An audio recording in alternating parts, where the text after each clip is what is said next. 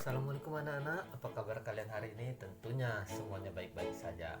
Baiklah, untuk hari ini kita akan belajar pada tema 1, subtema 1, dan pembelajaran ke-1. Namun sebelum kita belajar pada hari ini, mari kita berdoa menurut agama dan kepercayaan kita masing-masing supaya nantinya kita dalam belajar diberikan kelancaran serta kemudahan. Baik, berdoa mulai. Berdoa selesai. Baiklah anak-anak, hari ini kita akan belajar tentang bagian-bagian dari tumbuhan. Nah, tentunya dalam pembelajaran ini kita memiliki tujuan. Nah, adapun tujuan pembelajaran kita pada hari ini yaitu yang pertama, melalui gambar bagian tumbuhan, siswa dapat menyebutkan bagian-bagian tumbuhan dengan benar. Yang kedua, melalui gambar bagian tumbuhan, siswa dapat menjelaskan setiap bagian-bagian dengan benar. Nah, anak-anak, sekarang Bapak minta coba kalian amati tumbuhan tomat yang ada dalam video ini. Nah, anak-anak Bapak semuanya, sudah sama-sama kita lihat video tumbuhan tomat tadi. Dari video tersebut dapat kita simpulkan bahwa ada 5 bagian dalam tumbuhan. Apa saja? Yaitu yang pertama akar, yang kedua batang, yang ketiga bunga, dan yang keempat daun, serta yang terakhir buah. Nah, dari kelima bagian tumbuhan itu semuanya akan kita bahas pada materi kita pada hari ini. Untuk itu, mari kita bahas materi kita. Baiklah, yang pertama tadi yang akan kita bahas yaitu akar. Nah, pada bagian-bagian akar ini yang pertama yaitu pangkal akar. Pangkal akar ini persis berada di bawah tanah. Yang kedua, cabang akar. Cabang akar ini merupakan percabangan dari akar. Dan yang ketiga adalah rambut akar. Rambut akar ini adalah rambut-rambut halus yang terdapat pada percabangan akar. Nah, yang terakhir yaitu ujung akar. Di dalam ujung akar itu ada tudung akar. Gunanya untuk melindungi ujung akar ketika menusuk ke dalam tanah. Nah, selanjutnya adalah fungsi akar. Fungsi akar ini salah satunya yaitu yang pertama, menancapkan tumbuhan ke dalam tanah. Yang kedua, menyerap air dan mineral dari dalam tanah. Nah, fungsi akar yang ketiga yaitu sebagai tempat penyimpanan makanan seperti pada tanaman wortel, lobak, dan ubi kayu. Berdasarkan bentuknya, akar dibedakan menjadi 2. Yang pertama ada akar tunggang dan yang kedua yaitu akar serabut. Akar serabut ini terdapat pada tumbuhan monokotil. Selanjutnya, ukuran akar itu relatif lebih kecil, tumbuh pada pangkal batang serta bentuknya menyerupai serabut dan kurang kuat. Adapun contoh tanaman yang akarnya serabut yaitu yang pertama tanaman jagung, yang kedua tanaman padi, dan yang ketiga kelapa. Nah, yang selanjutnya adalah akar tunggang. Nah, akar tunggang ini terdapat pada tumbuhan dikotil dan punya akar pokok yang kuat. Nah, akar pokoknya yaitu memiliki cabang, rambut akar, dan ujung akar.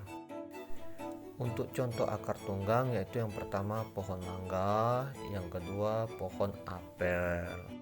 Nah, selain kedua contoh tadi, ada juga contoh akar tunggang pada sayuran yaitu tanaman wortel, yang kedua tanaman kentang, dan yang ketiga tanaman tomat. Selain kedua akar tadi, ada juga beberapa tumbuhan yang memiliki akar khusus seperti berikut. Akar khusus yang pertama yaitu akar tunjang. Nah, akar tunjang ini yaitu akar yang tumbuh pada batang dan berbentuk ke segala arah. Akar ini seolah-olah menunjang atau memperkokoh batang. Adapun contoh akar tunjang yaitu yang pertama pohon bakau dan yang kedua pohon pandan. Akar khusus yang kedua yaitu akar napas. Akar napas merupakan cabang-cabang dari akar tumbuhan. Nah, akar itu tumbuh ke atas sehingga muncul di permukaan tanah atau air. Akar napas berguna untuk keluar masuknya udara ke dalam tumbuhan. Nah, akar khusus yang ketiga yaitu akar gantung. Akar gantung tumbuh pada bagian tumbuhan yang berada di atas tanah. Akar gantung ini kemudian menggantung di udara. Contohnya akar pada pohon beringin. Contoh akar khusus yang keempat yaitu akar pelekat. Akar pelekat tumbuh pada bagian batang. Akar tersebut berguna untuk menempelkan tumbuhan pada kayu, tembok, dan tumbuhan lainnya. Contohnya yaitu tumbuhan sirih dan lada. Bagian tanaman yang kedua yang akan kita bahas yaitu batang. Batang adalah sumbu tumbuhan yang menopang daun, bunga, serta buah. Batang mempunyai kegunaan yaitu yang pertama sebagai tempat tumbuh daun, bunga, dan buah. Yang kedua sebagai pengangkut air, mineral dari akar ke daun. Dan yang ketiga yaitu sebagai tempat untuk menyimpan cadangan makanan. Ada 3 jenis batang yang sering kita jumpai.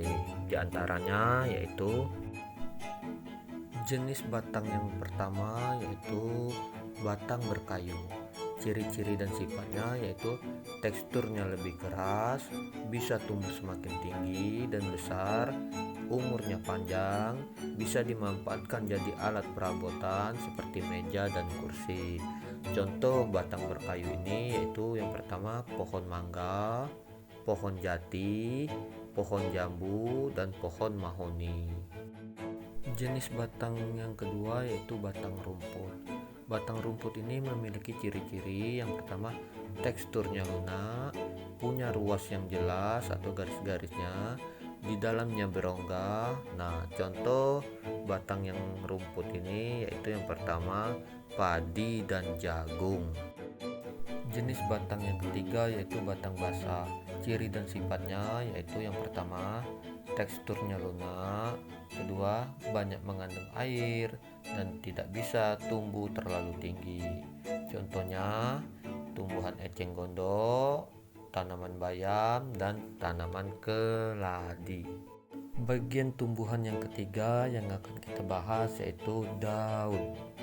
Bagian-bagian dari daun yaitu yang pertama yang paling ujung daun, yang kedua tepi daun, dan yang ketiga helai daun, yang keempat tulang daun, dan yang paling pangkal yaitu tangkai daun. Nah, zat warna hijau pada daun disebut dengan klorofil, zat warna hijau alami. Selain itu ada juga zat warna lain, yaitu yang pertama zat warna jingga yang disebut dengan karotenoid. Dan zat warna lain yang kedua yaitu zat warna kuning yang disebut dengan tanin. Dan zat warna merah keunguan disebut antocianin. Sama seperti bagian tumbuhan yang lainnya, daun juga memiliki fungsi. Fungsi daun yang pertama yaitu sebagai tempat fotosintesis. Fungsi daun yang kedua yaitu sebagai organ pernapasan. Fungsi daun yang ketiga yaitu sebagai tempat transpirasi. Dan fungsi daun yang terakhir yaitu sebagai alat reproduksi vegetatif. Bagian tumbuhan yang keempat yang akan kita bahas yaitu bunga. Struktur pada bunga yang pertama yaitu kepala putih, nomor 2 tangkai putih, dan nomor 3 dasar putih, yang keempat kepala sari, dan nomor 5 tangkai sari, nomor 6 kelopak bunga, nomor 7 mahkota bunga, dan nomor 8 bakal biji, serta nomor terakhir nomor 9 yaitu tangkai bunga. Putih yaitu alat kelamin betina pada bunga yang berguna sebagai alat perkembangbiakan. Yang kedua benang sari Benang sari yaitu alat kelamin jantan pada bunga yang berguna sebagai alat perkembangbiakan. Dan yang ketiga, mahkota bunga. Mahkota bunga yaitu bagian bunga yang paling indah. Mahkota biasanya bentuknya menarik dan berwarna-warni. Mahkota bunga juga di sini fungsinya yaitu untuk menarik perhatian serangga. Yang keempat yaitu kelopak bunga, yaitu bagian yang gunanya untuk melindungi ketika bunga masih kuncup. Kelopak bunga berwarna hijau, bentuknya menyerupai daun. Kelopak bunga akan membelah bila bunga sudah mekar. Yang kelima yaitu tangkai bunga, bagian yang menghubungkan antara batang dan bunga. Sama seperti bagian tumbuhan yang lainnya, bunga juga memiliki fungsi. Fungsi bunga yaitu sebagai alat reproduksi melalui penyerbukan. Nah, penyerbukan itu sendiri adalah proses melekatnya benang sari ke kepala putih dan biasanya dibantu oleh serangga seperti kupu-kupu dan lebah. Bagian tumbuhan yang terakhir yang akan kita bahas yaitu buah. Nah, anak-anak, sudah tahukah kalian, setelah proses penyerbukan di bunga, maka terjadilah proses pembuahan, sehingga menghasilkan buah. Buah merupakan hasil akhir dari penyerbukan. Buah juga memiliki bagian-bagian. Yang pertama yaitu exocarp, yaitu lapisan kulit buah. Yang kedua yaitu endocarp, yaitu lapisan dalam berbatasan dengan biji. Yang ketiga mesocarp, yaitu lapisan berserat atau berdaging.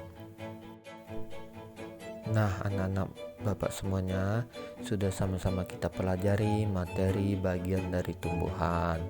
Nah, dari materi ini tentunya ada pelajaran yang kita petik dari bagian tumbuhan tersebut. Apa saja itu? Yang pertama yaitu setiap bagian memiliki peranan penting. Begitu juga dengan kehidupan kita sehari-hari. Peranan kita sebagai manusia yaitu selalu menjaga silaturahmi dan berbuat kebajikan. Nah, pelajaran yang kedua yaitu kita selalu bersyukur atas kebesaran dan kenikmatan yang diberikan oleh Tuhan Yang Maha Esa terhadap kita. Pelajaran yang ketiga yaitu kita selalu menjaga keharmonisan dan keselarasan antar sesama, seperti halnya keselarasan antara akar, batang, daun, bunga, serta buah. Nah, tentunya dari ketiga pelajaran yang kita petik ini, maka Bapak berharap pada kalian semua dapat kita terapkan dalam kehidupan kita sehari-hari. Baiklah anak-anak semuanya, kesimpulan dari materi yang telah kita pelajari hari ini yaitu yang pertama, bagian-bagian dari tumbuhan itu ada akar, batang, daun, bunga, serta buah. Nah, bagian-bagian tersebut tentunya memiliki fungsi yang sangat penting. Yang kedua, kita hendaknya sebagai manusia untuk selalu menjaga dan merawat tumbuhan dengan baik. Nah, Bapak cukupkan sampai di sini materi pelajaran kita pada hari ini. Semoga bermanfaat bagi kita semua. Wabillahi taufiq wal hidayah. Wassalamualaikum warahmatullahi wabarakatuh. Salam dan bahagia.